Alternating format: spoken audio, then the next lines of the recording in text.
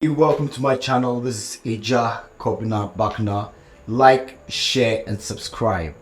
Today I'll be taking you to the northern region, specifically Tamale. We'll be going to Tamale with the dude that I met in Ghana. He comes from Los Angeles and his name is F.I.R.E, John F.I.R.E, or you can call him Deuces.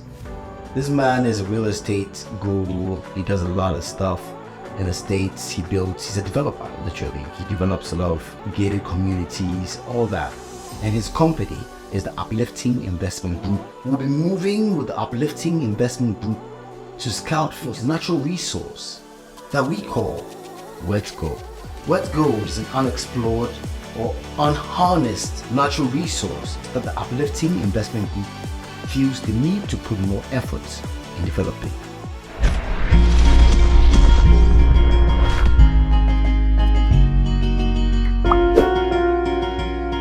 I came thousands of miles across the pond from America.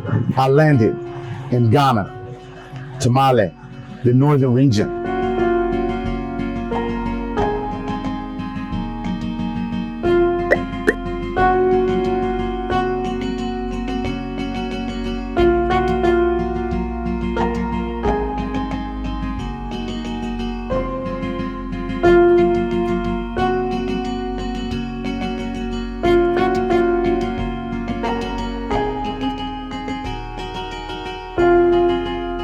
I stumbled up on wet gold.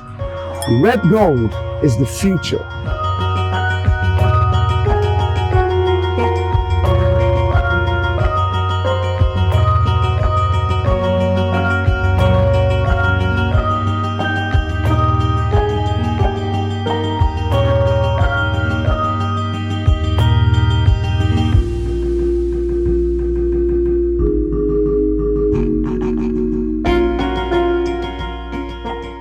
Courtesy of Sita Sofo his son, we visited the chief's palace.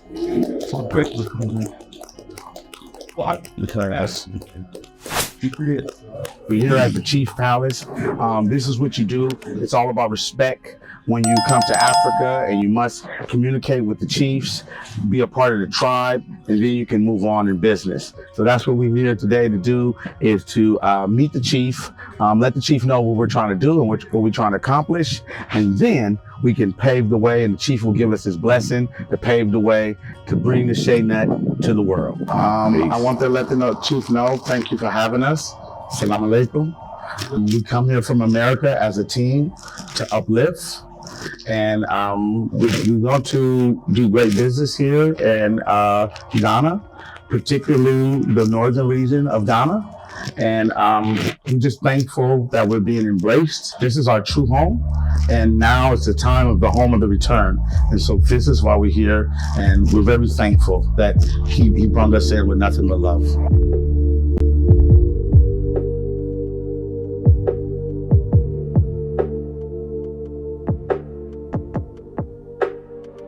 So what is wet gold? Wet gold is shea butter, processed shea nuts, and that's what we're going to see. We're here to find something so precious. Wet gold, ladies and gentlemen. It comes from the shea nut. The impurities of the shea nut is fantastic. So we're here to show you guys how it's done, how the process is done, organically, no chemicals added, straight from the shea nut.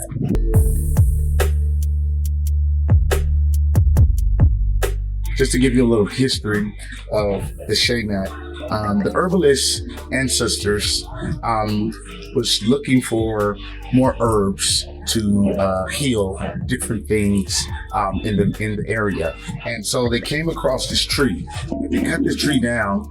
They saw this white in this tree, and then they felt that it had a oily base. So from that point, they started to take the nut and they tried to process it, and continue. And today, what we get is shea butter from these nuts. And so These have so many healing factors, good for skin rashes, that would bathe the babies in them, and all different type of impurities that this can get out your body, that it has been used for centuries.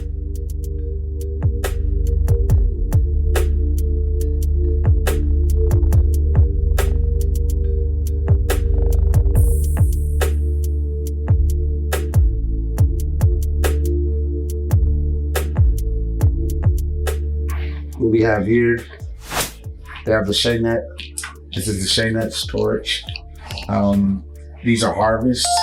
The ladies have to risk some of their lives to go get these nuts. Each lady will get 3 bags, and each of these bags weigh 85 kg. Very, very heavy, ladies and gentlemen.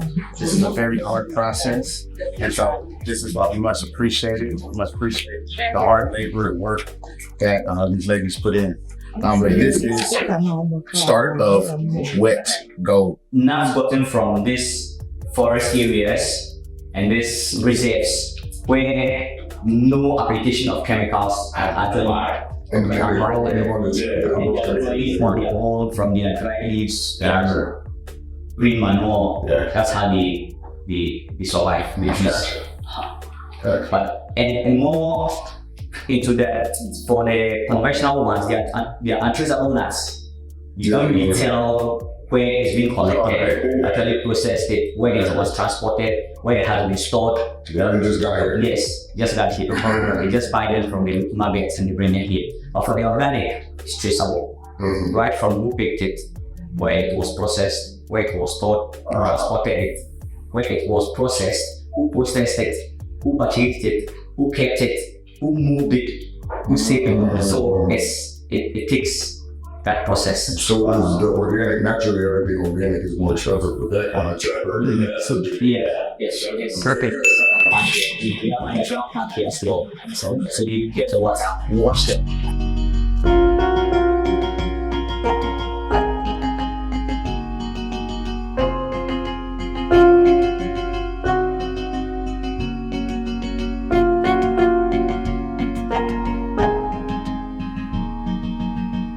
This is the station. We're now watching animals here. Get them all ready.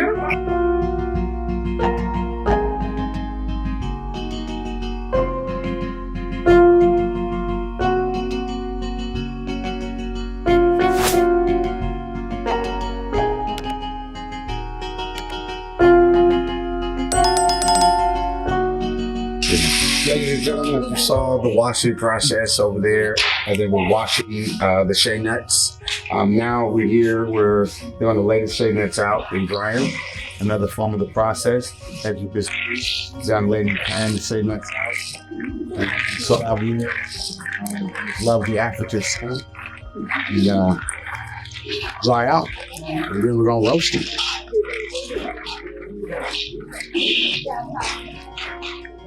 These are washed nuts, man. Still feel the roots strings. Looks like the touchstone can crush. So we have machines inside here.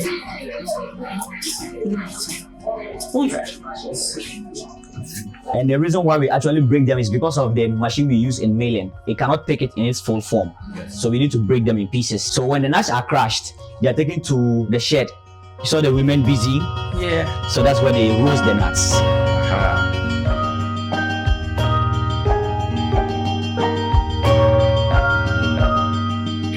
Here, we're at the 4th step of the shea butter making process. This is the roaster here. The nuts are fed into the roaster and they're roasted. They start out wet at 120 degrees, and when they're dry, they are at 100 degrees. When this process is done, as you can see, this young lady is here roasting these nuts. It is a physical process.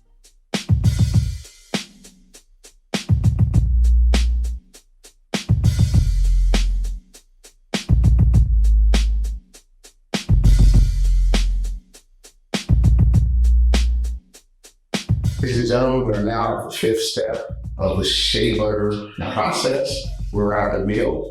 So the roasted nuts are now poured into this mill, comes up this hopper into this other little hopper, and it spins them down, and through that, you get the end result of here. So we're leaving the mill, we're heading to the kneading. That's the sixth process in making this wet go, ladies and gentlemen. The kneading machine is used to knead the paste. So the kneading machine is fed with a paste, and we have some blades in that turns the paste, trying to extract the fat from the waste. So two things are added here: the warm water and cold water, just to make the paste soft, so that the fat could be extracted. Now, when the fat is extracted here, the machine is stopped. Then there's an outlet at the back where the wastewater goes through. Then this machine is burned down to bring it down, then scoop the fat into this pans. And so that's what we get. This is the results of the kneading process. That's what it's done. As you can see, that way it goes, it's coming together. More to come, more to see.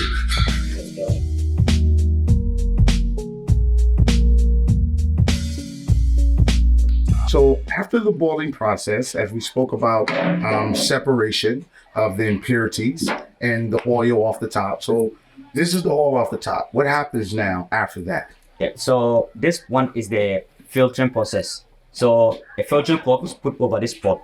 Then the oil is poured on the filtering cloth. Be sure that all the impurities are actually filtered. Then it's moved into this room for cooling. We do first and second boiling. So now what the woman is doing is first boiling. But we have other women who are also doing second boiling. This is the second boiling. So after this stage, you are supposed to do filtering. So you do first and second filtering. Because before you leave it, for it to cool down. So what we have here after the 8th step, this is the final product of the filtered wet gold, ladies and gentlemen. Do you see why I call it wet gold? So we got to talk to some women who are behind this business, the business of shea butter.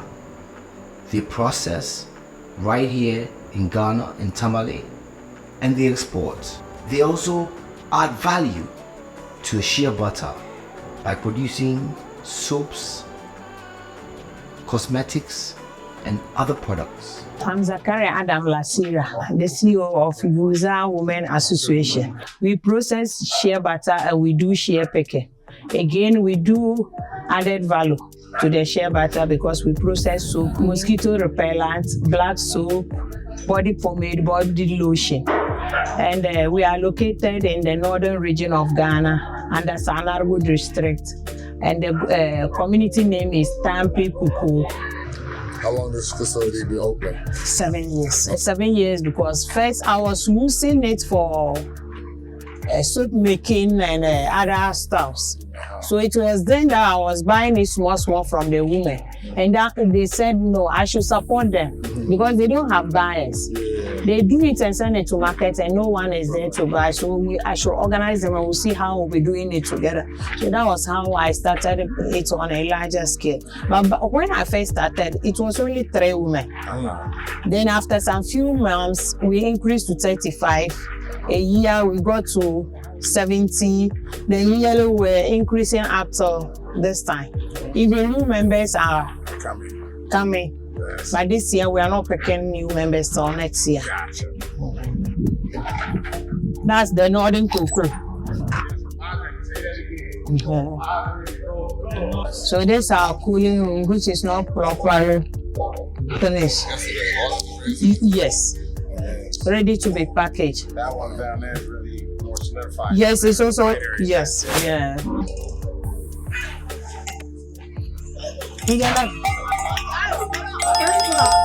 Some of our products, Okay. we have the raw shea butter. We have a pomade where it's a lemon fragrance. Nice. How much is this one?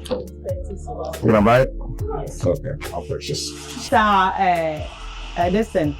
Okay, in other words, you store after it's made, this is ready to go. So this is organic butter. Yes. You see that we have labeled it organic. Uh-huh. So this one straight this how it's going to be exported. Yes, just like that. It's not going to be changed into any form again. Oh shit. Oh no, it's 25. 25 keys. Oh, it is. I ain't lying. This is that white. This is our finished product. But in other side, on other side, Yes. this is just their raw material. Yes. Yeah. That's what they start with. Yeah, that's what they start with. And they ship it out and they do what they're gonna do with it. Make cosmetics, all type of other products, cook, put it in food, everything. We smell babies with it, we cook with it, Yes. and we use it for other things. Soap, we use it for soap. Yes. Yeah. Yes. Like you said, that was the key thing you said. This is still a raw material to them. Then they got the weight on it. You can see KS. Who picked it? So this is the group KS, Canville, Sogolon Borbene. This is KPL. That is where the nut was picked from. Yes. Then this is the date it was produced. And this was the badge that produced it. So if there's an issue with this particular badge, You know we where just to need to go to the records Right and know to which it. people did Yep. that badge Yep. for isolation. I like that. Yes, so that's how it's done. This particular one is to tell the order number. So that's why we always put it there. Gotcha. To know what particular order number that the butter is being made for, and which payment number. So this is for a payment. The Yes. purchase, okay. The purchase order number. Or the person is organic F.I.R.E for life, but is in the halal community. That's in the Arab Yes, Arab community that's used. or the Jewish community. So if we know that the product is supposed to go to any of this, then we take the necessary listen. But if we think it's just one place, we do one place. Yeah. So ladies and gentlemen, after I showed you this wet gold in the form here as it was still cooling, now we have a block here. This is about a 25 kg block. As you can see, it is heavy and it is ready to go. It's not easy. There's a lot of blood, sweat, and tears that goes into this process. But as you can see at this facility, they're definitely innovative and they're making it better for the ladies and not as stringent. But this 25 kg might be a little heavier. As you can see, I lifted it up. This thing no joke. But ladies and gentlemen, this is what we came for, wet gold. So we need infrastructure to make this work. We need factories, we need processing plants to make this a bigger commodity. This shea butter business must be revamped so that this can be proliferated. That's what we need as a country. And that's why the Uplifting Investment Group was here to undertake a feasibility of this market, undertake market research and understand what goes into it. Prince Itaso for his son. Many of you will remember him as the founder of the first ever privately owned TV station here in Northern Ghana. North Television.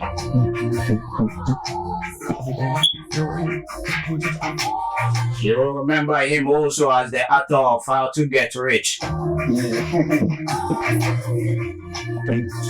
And you will remember him also as a banker with EcoBank. EcoBank is a Pan-African bank, serves the whole of West Africa. Now he has run away to Accra and he's doing big things there. Of course, we also be having a conversation with Mr. John Hardy Bay, Chief Executive Officer at Uplifting Investment Group. And of course, Right, of the Right Foundation. On the mountains, flowing back to their hiding places. Lucky for them, do the lead South African reggae singer. The song that he sang in honor of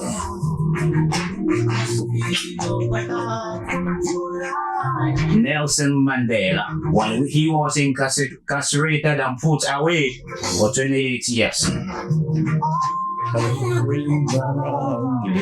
Well, as you are romancing with your love bed, he is in.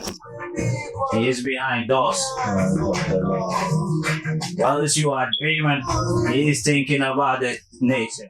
We have Majority Radio. We in Tamale. We're here to talk about women empowerment. We're here to talk about change. Tell them why we're here, Prince. We're making a lot of rounds today, going to various media houses, meeting women and youth to develop them and to empower them to look at investment opportunities. I'll do that.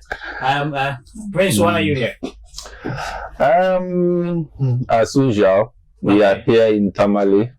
Tamale is home to me, Absolutely. So I'm home and I'm here with my good friends and partners. We are here to impact on the community. So I want to introduce them to Northern Ghana. Let them come and see the opportunities that exist in Northern Ghana and then get them to invest in Northern Ghana. Absolutely. And this is what will create a lot of employment opportunities for the teeming unemployed youth in Northern Ghana. And I came together to bring this together for people that look like us to be able to invest our funds together and take it to the next level, because we're always stronger together. If you want, you can go fast alone, but you'll never go big without people. And it's all about the uplifting of people. So coming together. So I come to Ghana with an organization called F.I.R.E, free inspiration for everyone, Ghana to the moon.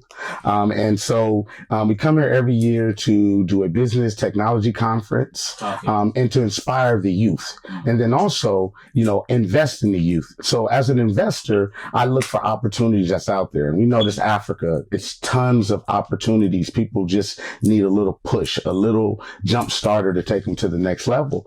And so coming here and coming to Ghana and seeing that, and as an investor and with the group that I'm with, we're able to execute on different things and different ideas we do. We have like a pitch thing, and we have the people put their business plans together, pitch their ideas, and it's like a Shark Tank. And then we pick the top, and then they receive $1,000 to, fund their business and go on. And also they receive investments from individuals like me to invest in their business to scale. Because that's mostly what people are looking for, scale. We don't have the right equipment and things like that here in Ghana. So once we get that, we can take that to the next level.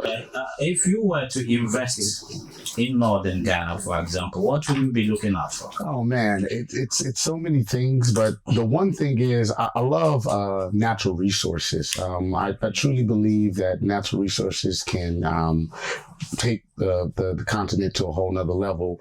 Once we get into manufacturing, we can take away some of the stringent work by bringing in certain equipment that's not killing it. We don't want to take away the human aspect of it. We just want to take away the back-breaking work that has to be. And then that way we can also enter the youth in it, because what I'm watching is it's a very, very older generation type of trade. But if we're not careful, that trade will disappear. And so we need the youth to be involved. We need to make it exciting. We need to get them to understand the benefits of the shea nut and the shea butter and where it's going to go. It is the future of Ghana. And I believe it's going to be one thing that set Ghana on a whole nother platform in the world. So if you would ask me, shea nut. You will be investing in shea. Yes, sir. If I get you right, you are looking at establishing a processing plant here. Correct. Oh, okay. Where you take that in from the woman that picked the shea nut from the wild, and then you process them here. So we want to get into definitely international business because, like I said, the shea nut is a natural resource here in Ghana. But not only do we want to take the shea nuts from the women, we want to bring the women a part of this, because it's about organization, a collective bargaining agreement. And so this is what we want to create, because that's how you get a standard. The NFL has a collective bargaining agreement. The NBA has a collective bargaining agreement. Shea nut is the next nut to cocoa beans, and it doesn't have a collective bargaining agreement.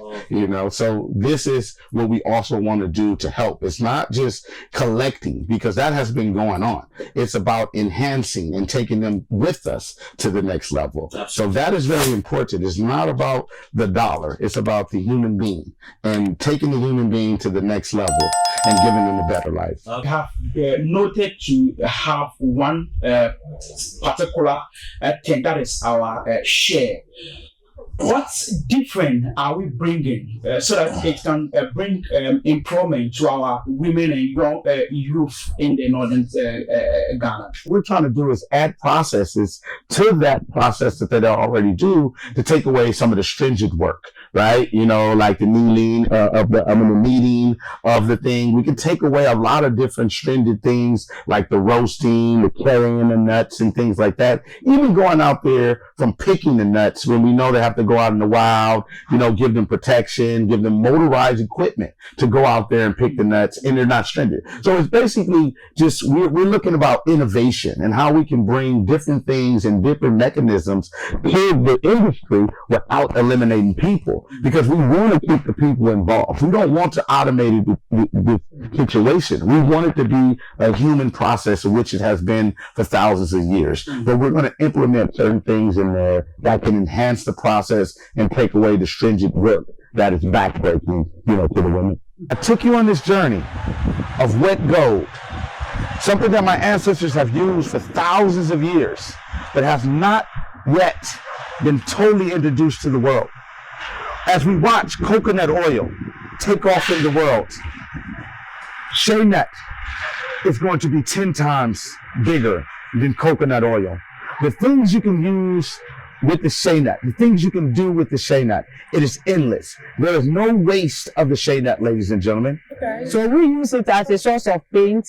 Then again, you can use that same waste as your firewood. We use it to support our this thing. Okay. Our cooking system. Yes. Then after that, you use it as a manure on your farms. If you leave it out, cattle and this thing, pigs, when they come in, they clear everything. So and God have made shea nuts in such a way that everything of it is useful. Yes. After you have used it to make this thing, boil your batter, leaving the ash of the waste, you again use it to make soap. We boil this thing, add water to the ash, then we now get some form of potage into it, then we use it to boil our local soaps. So no waste. No waste. Every bit of it is useful. Butter process from the shea nut. There's no waste. So this is what they call a cake. After all the impurities came out of the shea butter, this is what's left, the cake. And the cake can be used for fuel. So there's no waste. This is the beauty thing about it. It's an organic process with no waste.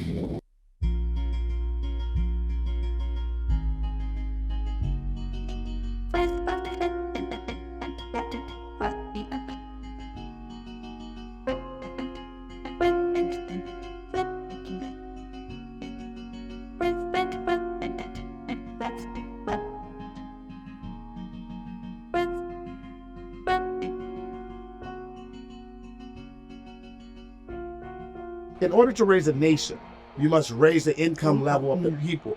So do you feel there's room in the shea butter business to be able to say, if the average shea butter worker, say, makes $200 every 3 days, is there room to give them $3? Is there room to give them $4, right? Do you feel the market is scalable enough to be able to do that? Yes, I'll say yes. I'll say yes. So there are other values you can put on the shea butter processing that can reap you more income. So one thing is the organic. Yes. If once your product is organic, you can price it at any price you want. Another thing is fair trade. People would want to buy and add more so you can support the women. Support the women. Yeah.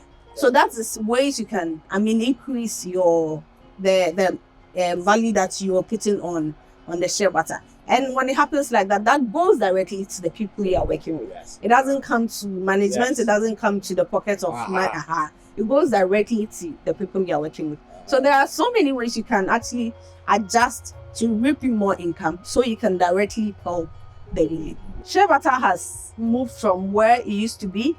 Before, a lot of people knew about it, but now it is up there. Oh yeah, it is still, they don't really know. And they still, so imagine when they really, yeah. it'd be like cocoa beans then. I'm telling you, it's a serious business. And I keep saying that do the right thing, give out the right quality, and people will just keep coming.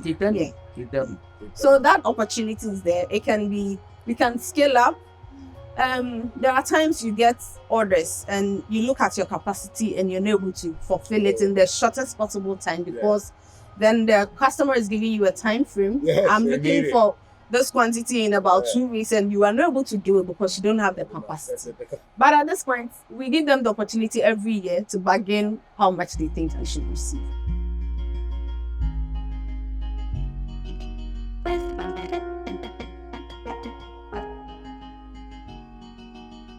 Stay tuned as we continue to embark on a journey of building the legacy of Wet Gold.